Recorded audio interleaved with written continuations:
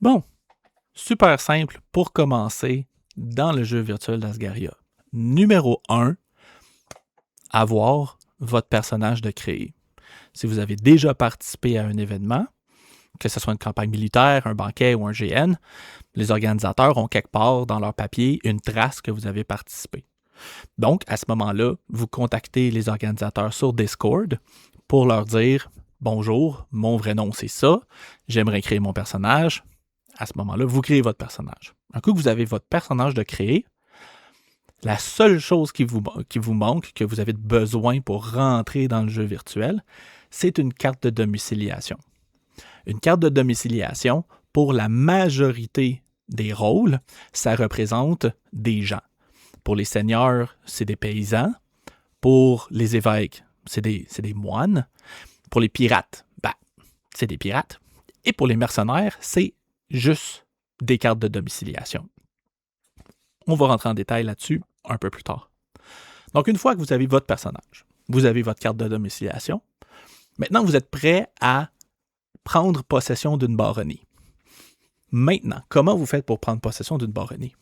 Dans le jeu virtuel, tous les baronnies qui sont affichées, que vous pouvez trouver dans le livre de règles, on va en venir un petit peu plus en détail quand on va parler des cartes, toutes les baronnies appartiennent de facto à quelqu'un. Il y a quelqu'un, quelque part, qui possède les titres pour les baronnies.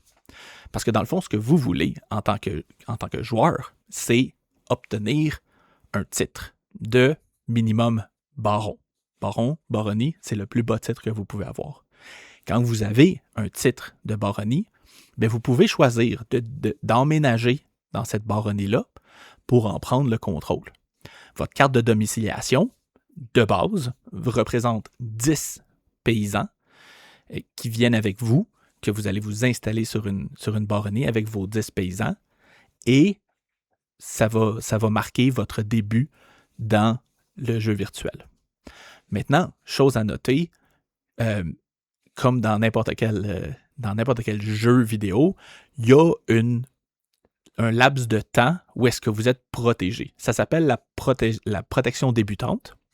Et cette protection débutante-là vous empêche de vous faire casser la gueule, mais vous empêche aussi d'être affecté par des choses qui sont vraiment graves. Exemple, des épidémies, des attaques surprises, un paquet d'affaires négatives qui pourraient faire en sorte que tout le monde dans votre baronnie meure, vous laissant ainsi dans un coin de votre château virtuel en train de pleurer, probablement mourir aussi. Je blague, vous ne pouvez pas mourir dans le jeu virtuel. Mais tout ça pour dire que vous avez une protection débutante. Dans la majorité des cas, la protection débutante s'applique jusqu'à un certain nombre de populations.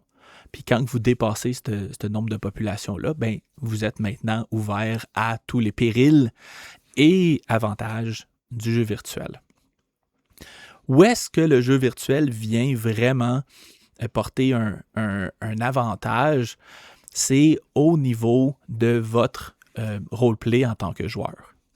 Quand que vous êtes un baron, ben, vous pouvez légalement en jeu vous prendre pour quelqu'un de noble, parce que vous êtes un baron, vous avez votre titre, fait que vous pouvez vous prendre pour un noble. Il y a plusieurs titres de noblesse. En ordre, il y a le baron, ensuite le comte, le vicomte, le marquis, le duc, l'archiduc, roi, empereur. Et parmi tous les joueurs à Asgaria, on a toute la panoplie de tous ces titres-là, sauf empereur. L'empereur est un PNJ, monsieur Monseigneur Ténor Formir, super chill, qui, justement, donc, si vous voulez, vous pouvez aller jaser avec le roi, vous pouvez aller jaser avec des ducs, vous pouvez jaser avec des comtes, des vicomtes, etc., et jouer ce jeu-là de rôle, d'être noble, puis à vous bâtir, justement, des connexions avec ces gens-là, qui peuvent aller jusqu'à abandonner votre baronnie courante et emménager sur une autre baronnie qui a déjà des constructions, qui a déjà plus de population, qui est déjà bâtie, qui est déjà un peu plus loin dans dans son parcours de baronnie. Et aussi, vous formez des alliances, peut-être attaquer des gens pour le plaisir, et ainsi de suite. Autre chose qui est très bien, qui est un avantage de participer dans le jeu virtuel, et là, je ne veux pas dire que ceux qui ne participent pas au jeu virtuel ne peuvent pas prendre avantage de ça, mais c'est que dans le jeu virtuel, quand vous êtes baron, puis vous avez des ressources virtuelles qui sont OGN et dans les événements d'Asgaria, ce sont des cartes, des cartes plastifiées, stampées Asgaria, qui représentent les ressources qui sont dans votre baronnie ou qui sont dans votre possession. Ces cartes-là, plastifiées, sont absolument involables. C'est impossible, vous ne pouvez pas prendre les cartes de quelqu'un d'autre sans son accord. Si vous voyez, je donne ça comme exemple, vous voyez un sac Ziploc avec un paquet de cartes dedans, des cartes de ressources, vous ne pouvez pas en prendre. La chose à faire, c'est de le prendre, ce sac-là, et de le ramener à un membre de l'animation pour lui dire « J'ai trouvé ce sac-là, de ressources virtuelles.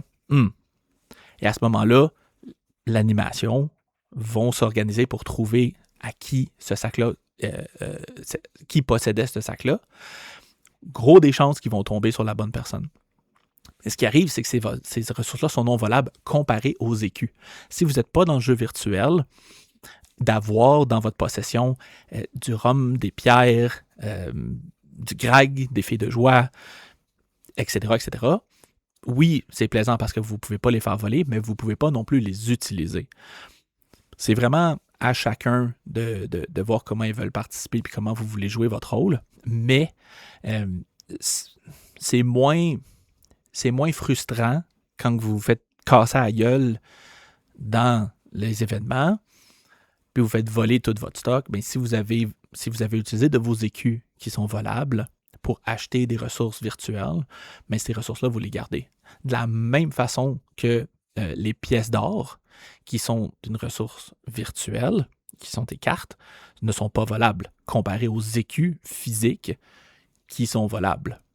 Et vous allez trouver des gens dans le GN qui vont vous faire de l'échange, qui vont vous faire du troc, qui vont vous échanger des écus contre des pièces d'or. Parce qu'eux veulent se débarrasser de leur écu. Et le contraire est aussi vrai. Il y a des gens qui veulent se débarrasser de leurs pièces d'or parce qu'ils n'en ont pas besoin.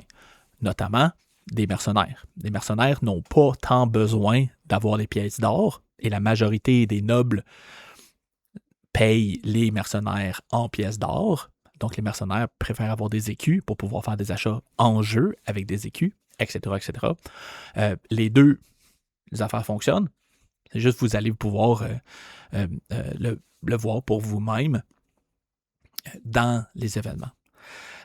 Aussi, au niveau du jeu virtuel, un des avantages, c'est que, mettons, vous vous faites attaquer, votre groupe se fait attaquer, vous avez eu la présence d'esprit d'avoir un éclaireur qui était caché dans un coin, qui a vu les gens vous attaquer, mais qui n'est pas sorti pour vous défendre et qui peut témoigner de ce qui s'est passé. Parce que c'est important de se rappeler que dans les événements, si vous vous faites tuer, vous oubliez les circonstances de votre mort.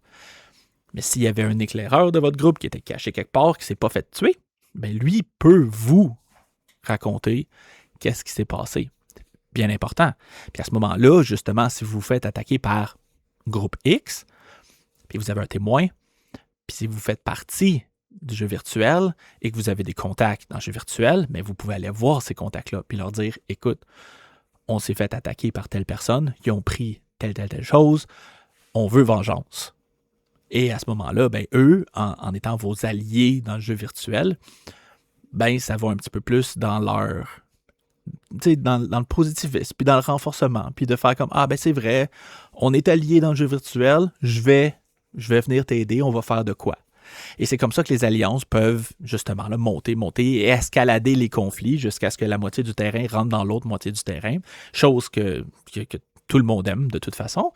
C'est vraiment au travers. Je dis pas que c'est pas faisable si vous n'êtes pas dans le jeu virtuel, je dis juste que c'est une autre façon de créer des alliances puis des alliés et d'avoir un peu de protection durant les événements, aussi dans le jeu virtuel, Mais c'est ça. Fait que, honnêtement, c'est pas si compliqué que ça, rentrer dans le jeu virtuel.